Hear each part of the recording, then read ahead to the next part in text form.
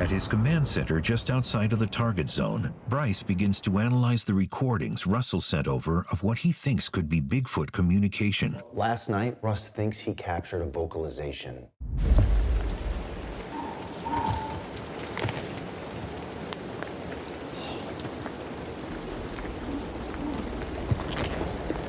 That sounded like a gorilla. Unfortunately, with all that background noise from the storm, it's hard to discern what those noises are. So I've asked my friend Owen to help clean up this audio file. He's an audio recording engineer for over 20 years and is the man in the business for when it comes to stuff like this. So I'm gonna actually get him on the Zoom right now. Hey Owen, how are you, man? Great, great. Good. I sent you that audio file. I know there's a lot of background noise in there. Hopefully you're able to clean it up. I was able to enhance quite a bit. Let me play you what it sounded like when you sent it to me, and then I'll show you what I was able to do with it. Great.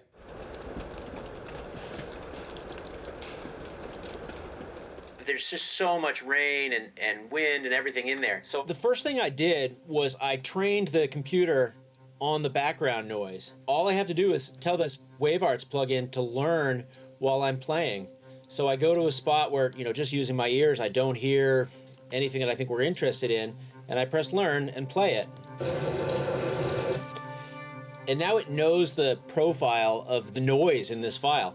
And so I can just start reducing that. That's incredible. Wow. Right. What I'm gonna do is I'm gonna dial back all that rain and wind so I can separate out all the other sounds. So I'll play that back for you now. Great.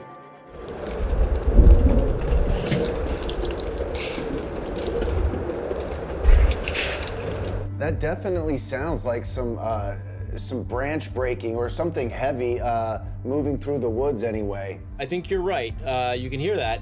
I mean, I do get the impression, and I think Russell got it as well, that something big is moving down below. Were you able to sort of flush out any other sounds from this file? Here's probably the most interesting part of the file, is right at the end here. Here's the file as it was sent to me.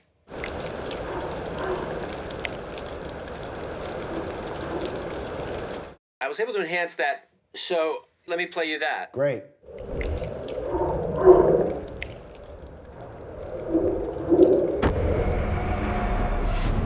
So it sounded to me like two creatures communicating, but not sort of the natural wildlife you would think that would be coming out of these woods. I mean, this sounds like some of the vocalizations from these creatures that we've heard and analyzed in the past. These have variations in pitch.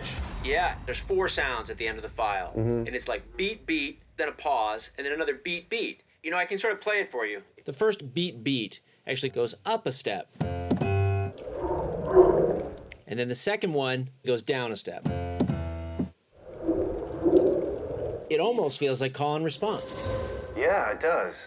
I'm getting two creatures out of this. Right. It's an animal sound. At the very least, we could say that.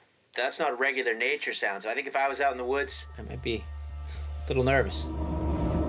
Well, Owen, thanks. I really appreciate you analyzing that audio file. You bet, man. It was really my pleasure.